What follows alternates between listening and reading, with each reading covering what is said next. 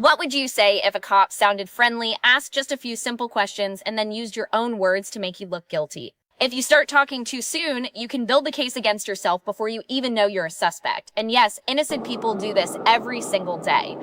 Hit subscribe right now because what I'm about to show you could protect your freedom when your heart is pounding and your brain goes blank. Smash like too, so you can find this fast if you ever need it for real. Here's what you're about to learn, and you need this in your head before you ever see flashing lights in your mirror. You're going to hear the 7 tricks cops use to get you talking when you should be careful. You're going to learn the exact words to say instead. You're going to see why being polite is smart, but being chatty can wreck you. And you're going to hear the court cases that back this up in plain English. I've analyzed over 200 body cam videos, and the pattern is always the same. The officer sounds calm, the driver tries to seem helpful. Then one harmless sentence turns into probable cause, more questions, a search, or cuffs. Most people have no idea how fast that switch happens. Let me show you exactly where people lose control and how you keep it. Now let's talk about why this matters to you so much. When you're stopped, your body goes into panic mode. You want to explain, you want to prove you're a good person. You want the officer to like you. That instinct feels safe, but it can be the thing that hurts you most. Here's the reality. Cops are trained to get information before you realize what game is being played. They may act casual, they may sound helpful, they may say they just want your side.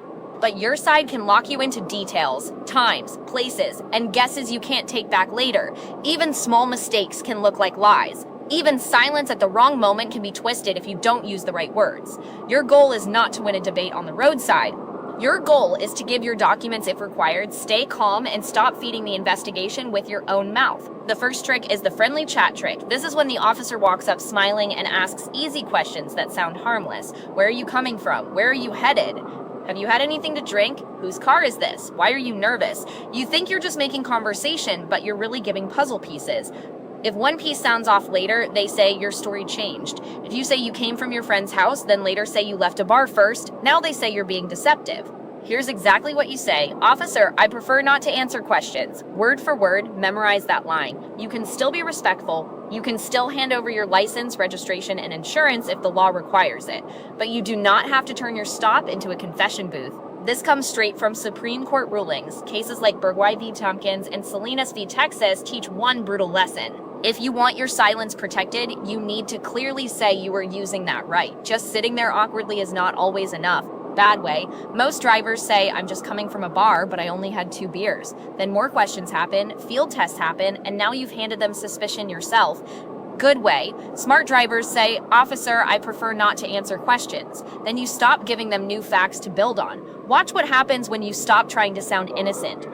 The whole stop gets harder for them to stretch into an investigation. Former police officers have confirmed this works because the easiest case is the one where you do all the talking for them. Still watching? Good. Drop a comment if you've ever felt pressure to answer a cop just to seem polite. The second trick is the fake help trick. This is when they say something like, help me understand this. If you didn't do anything wrong, now is your chance to clear it up. That sounds fair? It sounds like your words can save you, but listen closely because this is critical. When cops say explain yourself, they are not asking for a perfect truth machine. They are inviting you to guess, fill gaps, and commit to details under stress. Innocent people do this badly all the time. You forget the time, you mix up the street. You say maybe when you mean you're not sure. Later, those guesses sound like lies. Here's exactly what you say. I want to remain silent. I want a lawyer. Short, clear, powerful. Defense attorneys use this exact line in court because it shuts down the most dangerous phase of questioning. Miranda v. Arizona says police must warn you about your right to remain silent and your right to a lawyer during custodial questioning.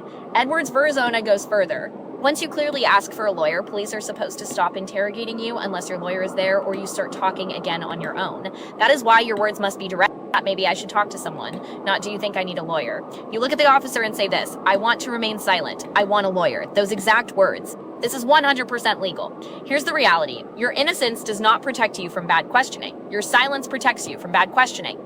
If you try to talk your way out, you can talk your way into a problem you never had. The third trick is the silence trap. This one is nasty because it feels so small. They ask you a question, then they just stare at you. No new words, no pressure on the surface, just silence. You feel like you have to fill it. You start talking because the quiet feels rude or scary. That is the point. They know people hate silence. They know you will often add more than they asked for. Maybe you say, I did go there, but only for a minute. Maybe you say, I wasn't driving fast, maybe a little over. Maybe you say, I touched it, but it's not mine. Every extra word gives them more room. Here's exactly what you say. I'm not answering questions without a lawyer. Then stop. Do not decorate it. Do not soften it. Do not laugh after it. Burgess v. Tompkins matters here because the court said you must clearly invoke your right. Just sitting quiet for a long time did not protect that suspect the way people think it would. That means your job is not just being silent. Your job is clearly claiming your silence. Bad way. Most drivers say, I can explain. Then the officer lets you keep digging, and your own explanation becomes the evidence. Good way. Smart drivers say, I'm not answering questions without a lawyer. Then the pressure has nowhere to go. Watch what happens when you stop trying to rescue yourself with extra words. The interview loses its fuel. I've analyzed over 200 body cam videos, and this is where people crack most often. Not during yelling. During awkward quiet, 90% of drivers don't know what's coming next. Stay with me, because the next tricks are the ones that turn a stop into a search and a search into an arrest. The fourth trick is the consent trick. This is when the officer acts casual and asks for permission like it's no big deal. You don't mind if I take a quick look, right? Mind if I check your bag? You've got nothing to hide, do you? That question is designed to make you feel guilty for saying no, but saying no is your right. Here's exactly what you say. Officer, I do not consent to any searches. Word for word, memorize that line too. Schneckloth versus Bustamante is the big case here. In plain English, the court said a consent search can be valid if your yes was voluntary, even if you did not know you could refuse. Think about how dangerous that is for you.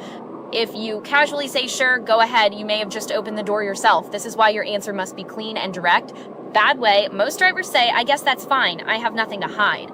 Then the search happens, and now anything found becomes your problem, even if you didn't know it was there. Good way, smart drivers say, officer, I do not consent to any searches. Then you keep your rights in place and force them to use real legal grounds if they want to go further. This is 100% legal. Legal experts agree this is your strongest protection during a roadside fishing trip. Let me show you exactly why this matters. Once you consent, you usually cannot rewind that moment later by saying you felt awkward. Your roadside politeness can become courtroom pain. The fifth trick is the extension trick. This is where the original reason for the stop is over, but the officer keeps you there to fish for more. Maybe the ticket is done. Maybe the warning is done, but now it becomes, hang tight for a second. I've got a few more questions. I'm waiting on another unit. I'm gonna run my dog around the car. Here's the trick they don't want you knowing. A normal traffic stop is supposed to handle the traffic issue, not become open season forever. Rodriguez versus United States says police cannot extend a traffic stop just to do a dog sniff unless they have separate reasonable suspicion. Plain English. They can't drag it out just because they feel like it. Here's exactly what you say when the traffic part is clearly done. Officer, am I being detained or am I free to leave?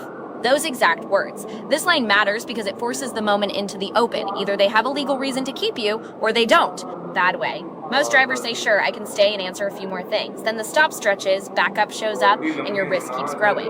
Good way. Smart drivers say, officer, am I being detained or am I free to leave? Then the officer has to own that decision out loud. Former police officers have confirmed this works because it changes a fuzzy moment into a clear legal one. If they say you're free to go, go. If they say detained, stop talking and go back to your script. The sixth trick is the fake evidence trick. This one scares innocent people more than guilty people. The officer says your friend already blamed you. They say your fingerprints are on it. They say the camera saw everything. They say we already know what happened, we just want to hear your side. Frazier vs. Cupp is the ugly case you need to know. In plain English, police deception during questioning has often been allowed. That means they can bluff, they can exaggerate, they can act like the case is already solved. If you panic and start correcting fake facts, you are still talking, and talking is what they wanted from you in the first place. Here's exactly what you say. I am not discussing this without a lawyer. That line saves you from the trap of trying to beat a lie with more words. Bad way. Most drivers say, that's impossible. Okay, yes, I was there, but not for that. Then they've just placed themselves in the scene and changed the whole case. Good way. Smart drivers say, I am not discussing this without a lawyer. Then the bluff hits a wall. Defense attorneys use this exact line in court because it keeps you from reacting to pressure that may not even be real. If the police truly have strong evidence, your talking will not fix it.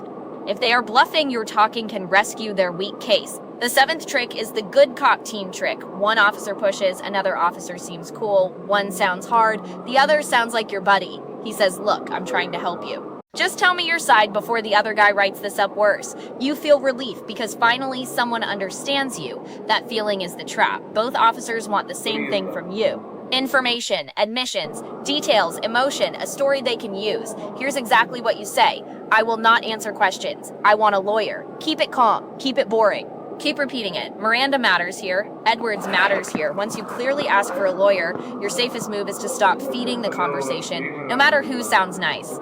Watch what happens in so many interviews. The suspect resists the tough officer, then opens up to the kind one. That confession still counts. The smile does not make it safe. The softer voice does not make it private.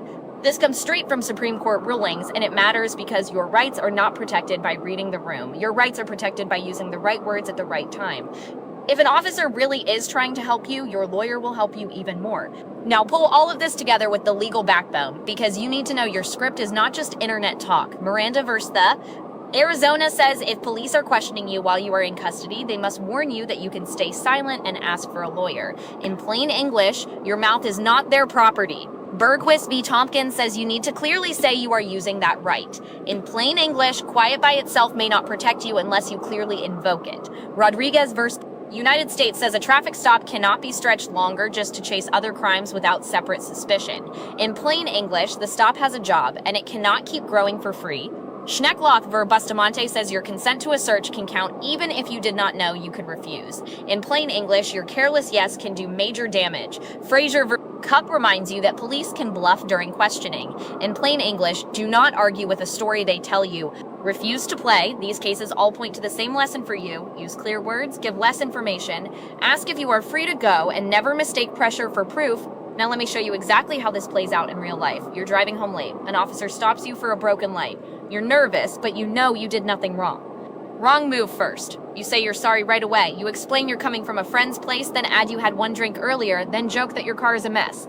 The officer hears alcohol, sees nerves, and asks more questions. He asks to search. You say sure because you want to look cooperative. He keeps you there after the warning is basically finished. Backup comes. A bag in the back seat is not yours, but now it is your nightmare. That is how innocent people get dragged into chaos. Now the right way. You pull over safely. Your hands stay visible. You give your documents if required. The officer asks where you're coming from. You say, "Officer, I prefer not to answer questions." He tries again. You say, "I'm not answering questions without a lawyer." He asks to search. You say, "Officer, I do not consent to any searches." He keeps talking after the ticket issue is done. You ask, "Officer, am I being detained or am I free to leave?" If you are free, you leave. If you are detained, you stop talking even more. No arguing, no sudden moves, no roadside speech, just calm, simple, repeatable lines. That is how you protect yourself when stress makes you want to do the opposite.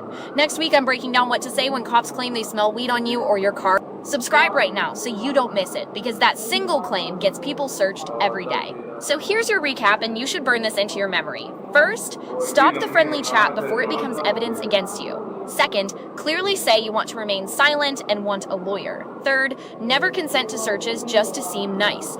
Fourth, once the traffic part is over, ask if you are detained or free to leave. Fifth, never fight a bluff with more talking because your words are what they came for. Legal experts agree this is your strongest protection, and your calm is part of your defense. Hit subscribe so you catch that next video before you need it in real life.